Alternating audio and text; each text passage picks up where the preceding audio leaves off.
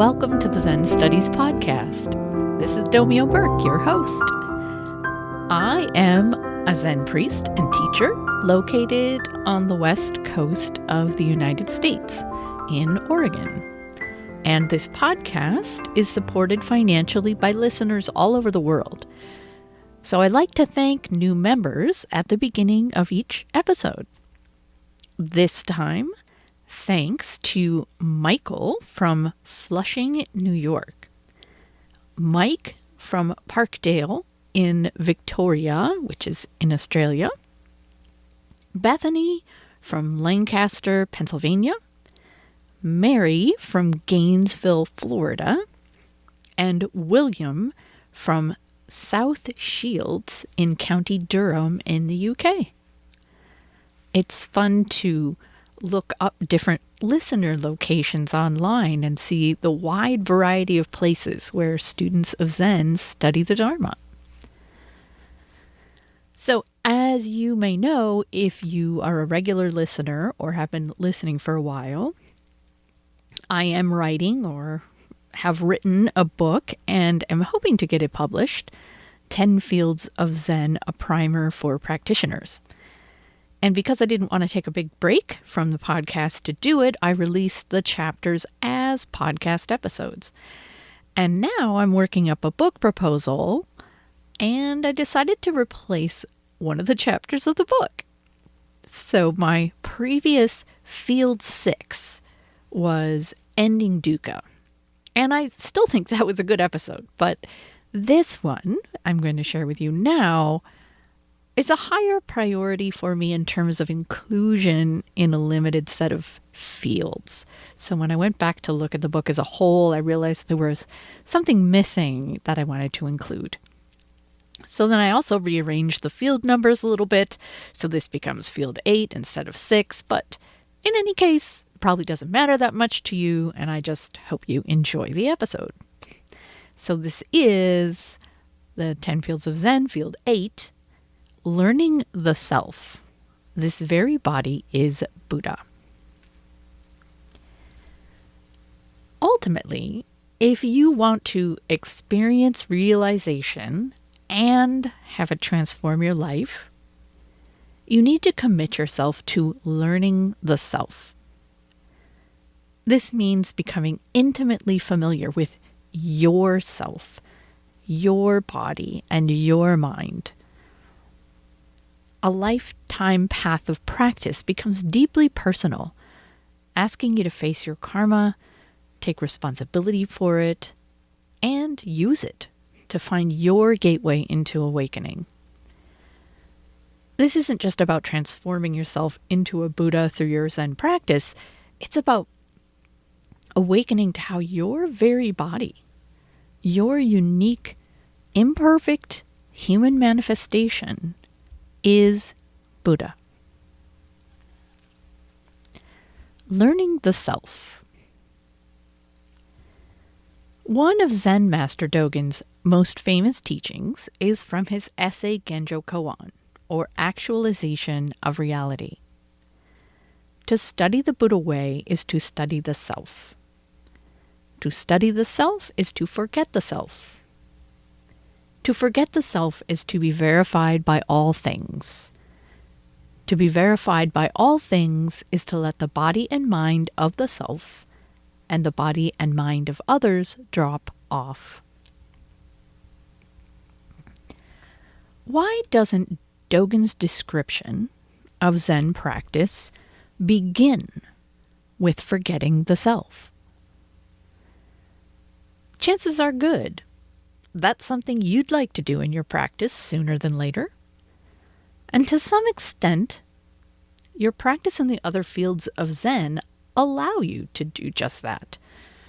Zazen and mindfulness allow you to enjoy moments where you feel less separate from others, free from painful self-consciousness and worry.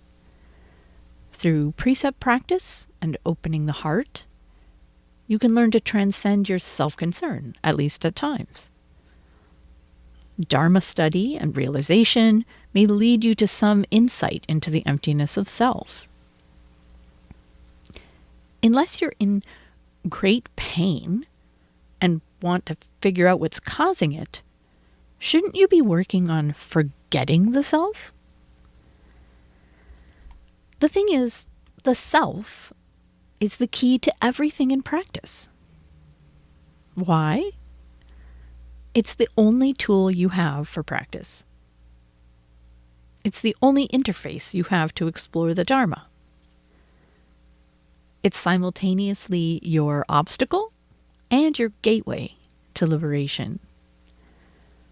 It's a trap, a mystery, and Buddha, awakened being itself.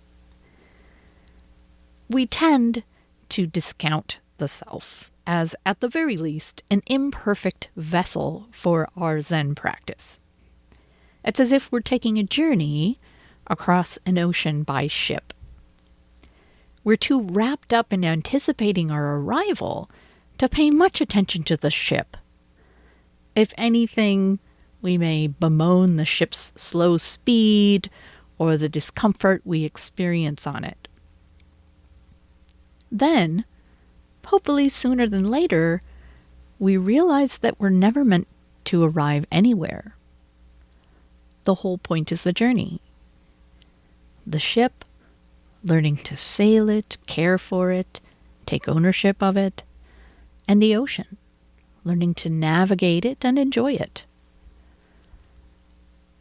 The self is not only your means for practicing, it's indistinguishable from what you are seeking. Hakuin Zenji wrote, "All beings by nature are Buddha, as ice by nature is water. Apart from water, there is no ice. Apart from beings, no Buddha." And, truly, is anything missing now? Nirvana is right here before our eyes. This very place is the lotus land, this very body, the Buddha. The study of self Dogen is referring to in the Genjo Koan is not intellectual study. It's not sitting around thinking about yourself or your life. It's not about analyzing your neuroses, trying to figure out where they came from. It's not about philosophizing or reading or even meditating in order to achieve some kind of transcendent insight about yourself. Instead, self-study involves turning toward your direct experience as a living being, moment by moment, day after day, year after year. You become intimate with your life through zazen and mindfulness.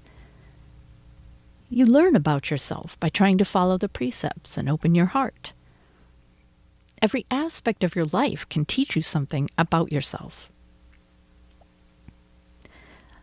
The Dogen passage cited earlier from Genjo Koan was translated by Shohaku Okamura. In his book on realizing Genjo Koan, Okamura gives a further explanation of the Japanese word he translates as study. He says the Japanese word is narau, which is related to the word nararu. Nararu means to get accustomed to or become intimate or familiar with. Okamura further elucidates the term by explaining how the Chinese character for narau is composed of the symbol for the wings of a bird combined with the symbol for self. He suggests that narau implies the kind of study or learning a baby bird needs to do in order to fly. Watching its parents, taking the risk of trying flight itself, and then practicing over and over in order to do it successfully.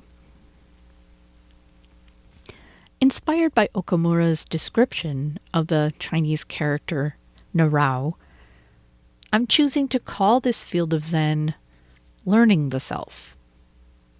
I could say studying the self, but study, and I'll sometimes still use the term, can imply an entirely intellectual process in which the observer is detached from the subject. And sometimes such a sense of objectivity is helpful when examining the self, but ultimately you're seeking insight about self that is directly applicable to your life. And then you're seeking to manifest that insight in your behavior of body, speech, and mind. As the baby bird learns to fly, you seek to fulfill your bodhicitta and take full advantage of this human life. Another thing to keep in mind about learning the self: if it goes deep, it ends up being intensely personal. You won't get far if you try to skip over the personal, to contemplate abstract generalities like the question, what is the view of self?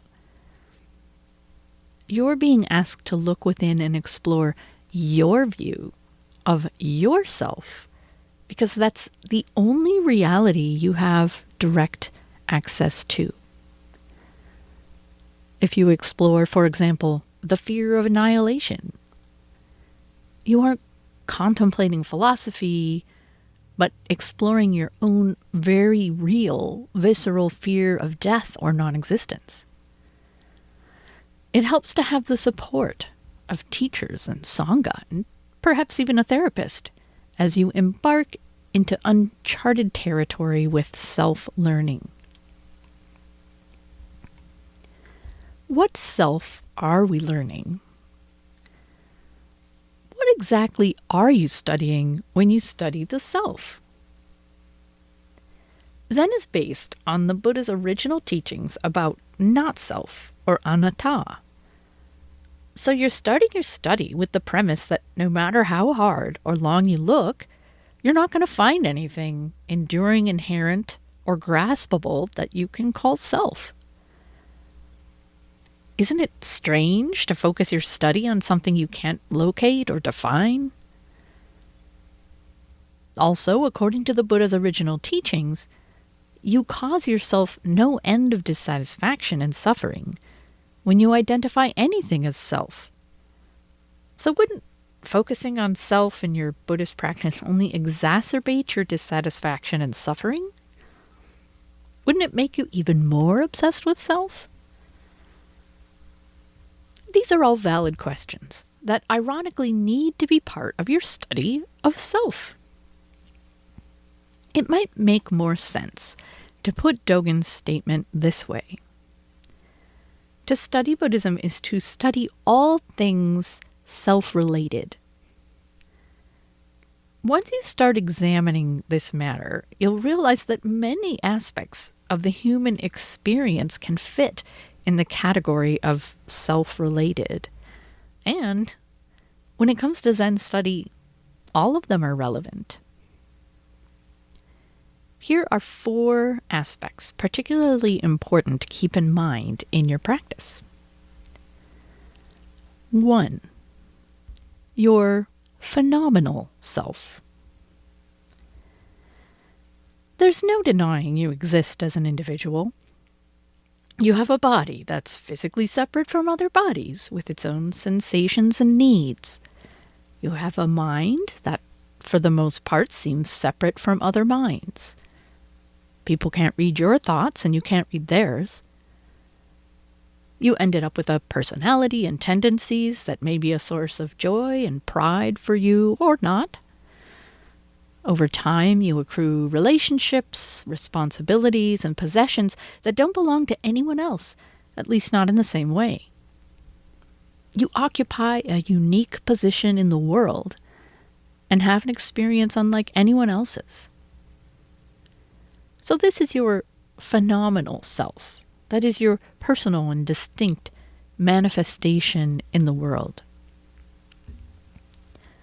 Contrary to popular belief, Buddha never said, there is no self. That would have been a philosophical proposition that couldn't be proven, in that you can't prove a negative.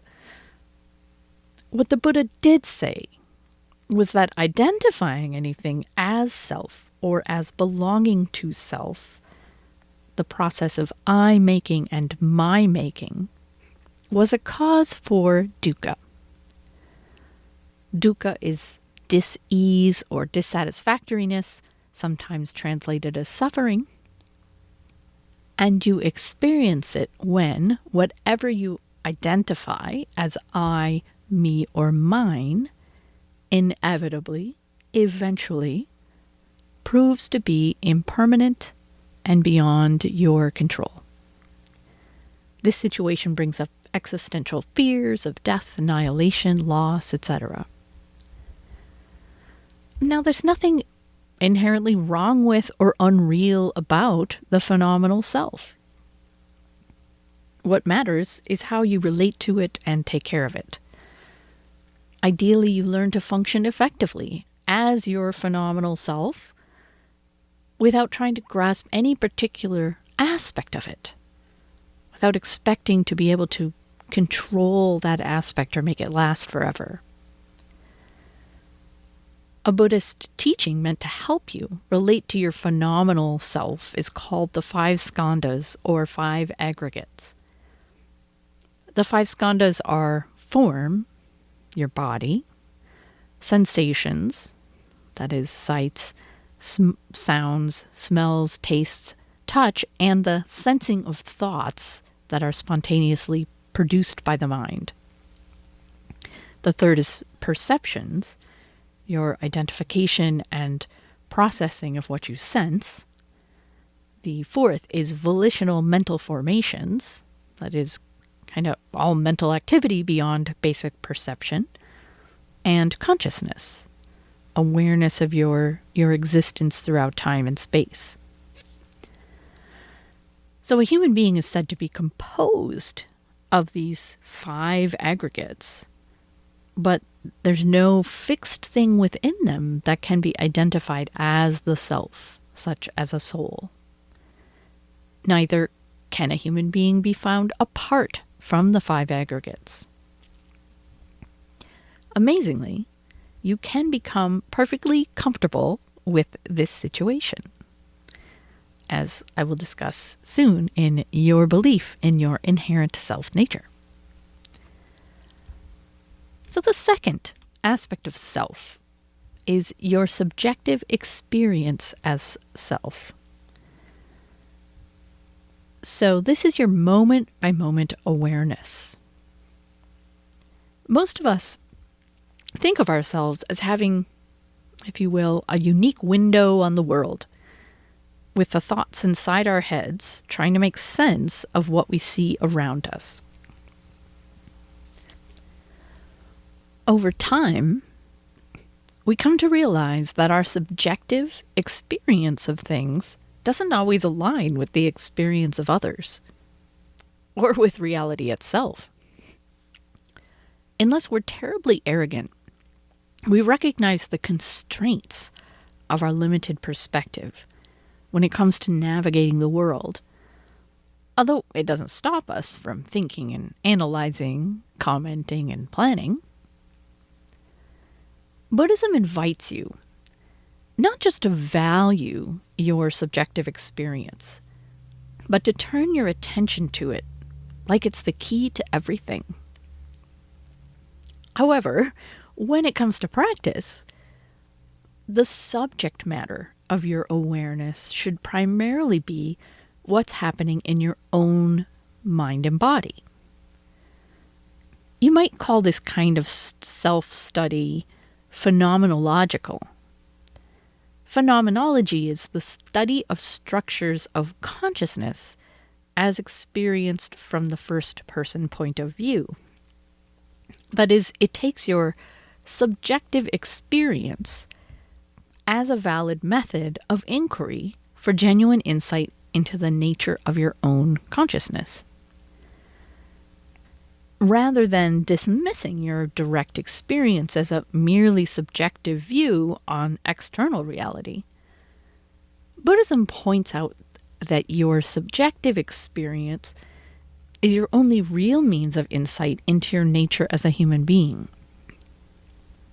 Learning the self can't reveal to you whether there's life on other planets, but it gives you transformative insight into how your own mind and body work, and therefore how you can gain more freedom of choice when it comes to navigating your own life. How better to learn what it means to be a human being than to study your own experience as a human being?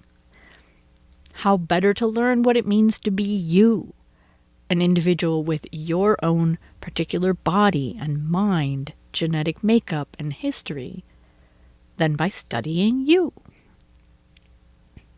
In Zen, learning to pay close attention to what's happening in your mind and body is called turning the light inward. This is what Shakyamuni Buddha is said to have done when he finally achieved the awakening he'd been seeking. In deep concentration, that what he called mindfulness, he looked within at his own direct experience. He saw the causal connections between things and therefore found the way to spiritual freedom. This wasn't because he developed great spiritual superpowers and was able to gain insight into something beyond the limitations of his subjective experience. It's because what really matters to your peace and freedom lies within.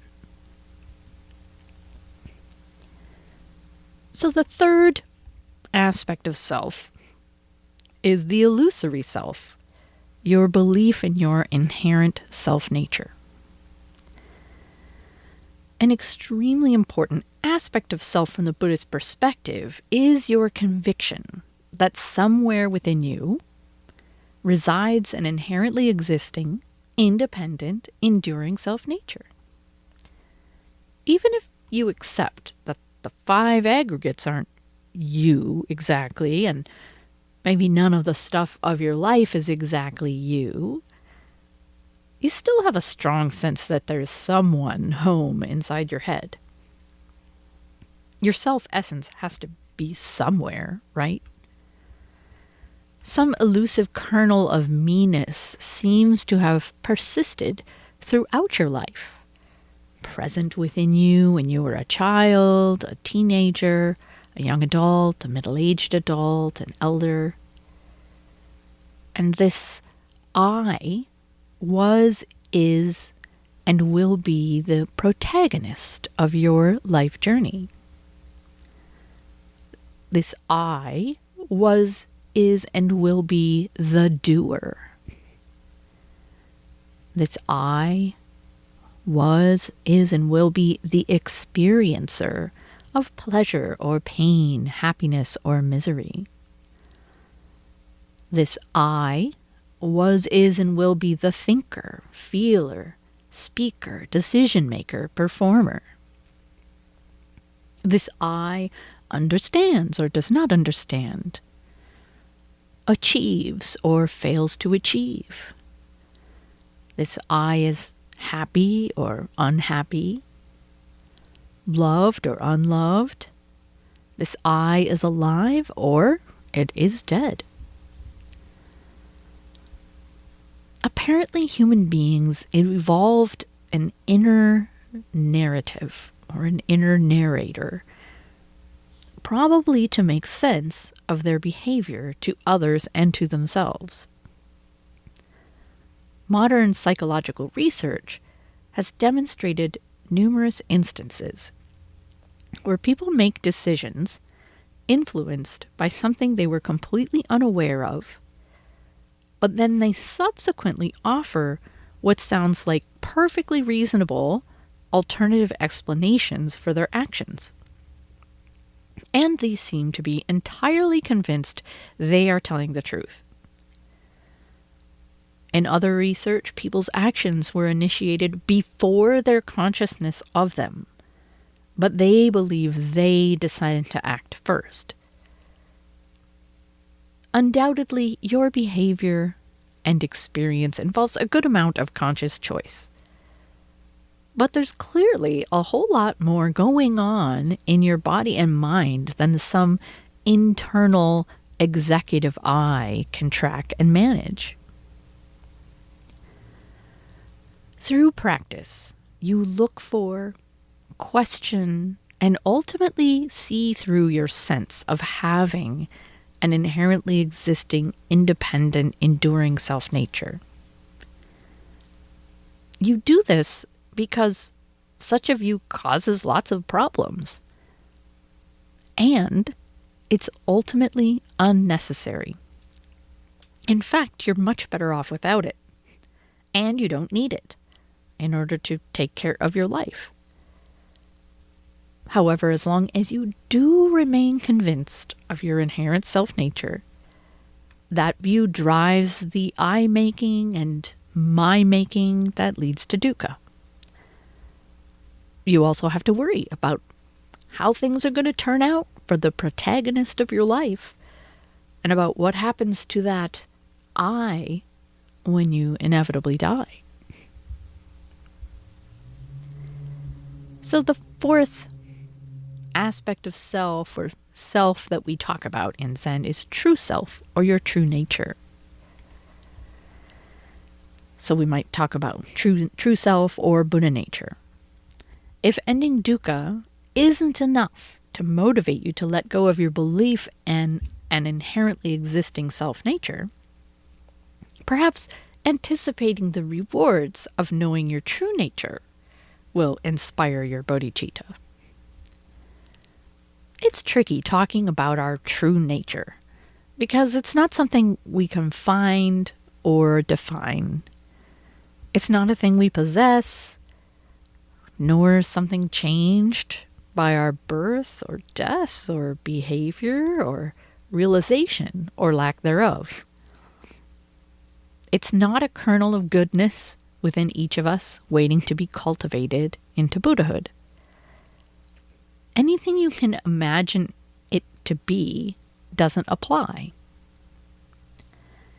One way it's described in Zen is your true nature is no nature, meaning it has no fixed attributes or characteristics.